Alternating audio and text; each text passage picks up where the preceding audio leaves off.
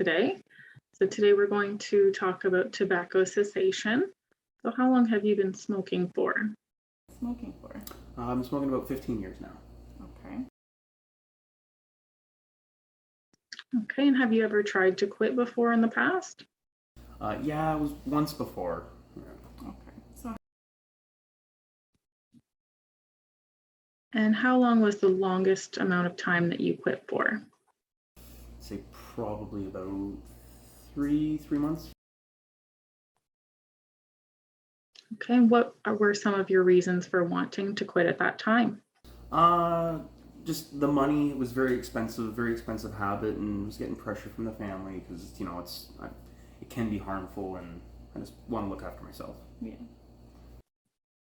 Okay, so in the previous attempts to quit, what were the things that caused you to start smoking again? Big thing was stress for my school and job and work. It's a hard day, and it's a good reward at the end. It's very fulfilling. And did you use any medication or resources to help you quit at that time? I tried to use the gum. Didn't really work out for me. Okay. Can I let you know about some options that you can use to help you quit this time? You quit? Yes, please. Okay, so we can get your physician to prescribe you medications such as Wellbutrin, Zyban, Chantix. These are antidepressants and nicotine receptor blockers that bind to your receptor to prevent you from craving nicotine. You can also get things over the counter such as the patch, gum, or nasal spray. So these are all options that you can use medically. Other examples of resources would be support groups and your family and friends, letting them know that you're quitting so that they can support you through it, as well as websites such as the Smokers Helpline. You can contact them and they can help you through the process. So today I will be giving you a pamphlet on the Smokers Helpline as well as their website so that you can access that whenever you need. Okay, and now can you tell me what you know about the health risks caused by smoking? I know it's not good. I know it can cause cancer, and there's other health things around it. Can I tell you about some further risks to you and your loved ones that smoking causes? Some other Yes, please. health risks? Okay, so some health risk to you. So this includes problems with your heart and blood vessels, certain types of cancers, lung and respiratory problems, premature death. For females specifically, there is cancer of the cervix, menstrual problems, fertility problems, and having low birth weight in babies. Males specifically would be problems with erections. And then secondhand smoke, there's heart problems, lung cancer, breathing problems, excessive coughing and throat irritation, and again, premature death. And lastly, in children specifically, we have respiratory illnesses such as asthma, ear infections, and then phlegm, wheezing, and breathlessness, and decreased level of lung function. So it's really not great for anybody.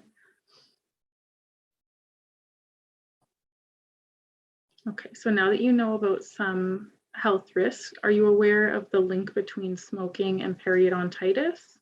Periodontitis? No, I'm not. Okay.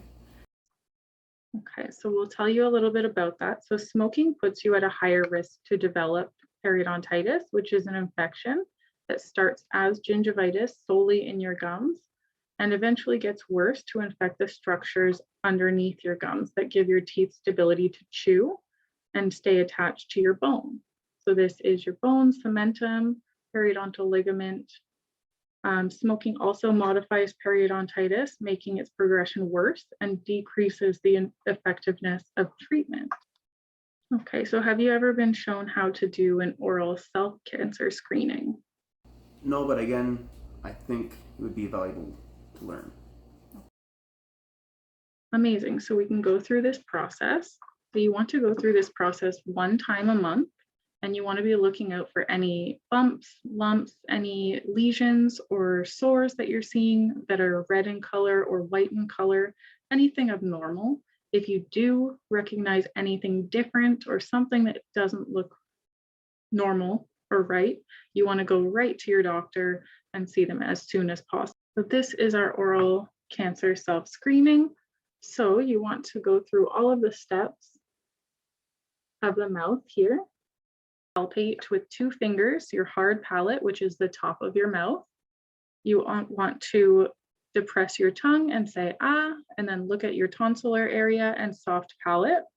You want to bring your tongue to the roof of your mouth and check the floor of the mouth all along, and look at the sides of your tongue by sticking out your tongue, sides of your tongue, top of your tongue, and the bottom of your tongue.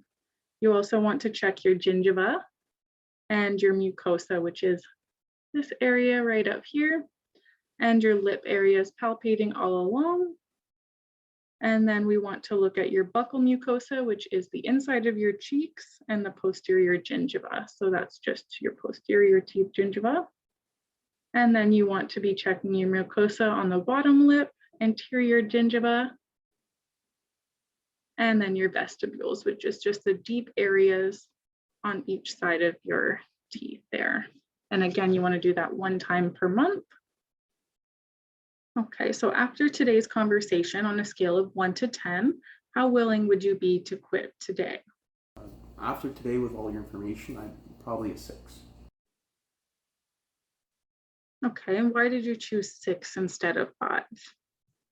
After learning about more resources I can use and help the harmful effects of smoking, I think I'd be more motivated to quit.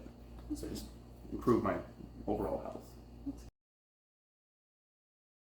Perfect. Well, I'm really happy that you took some information today and that you are seeing the cause and effect of smoking.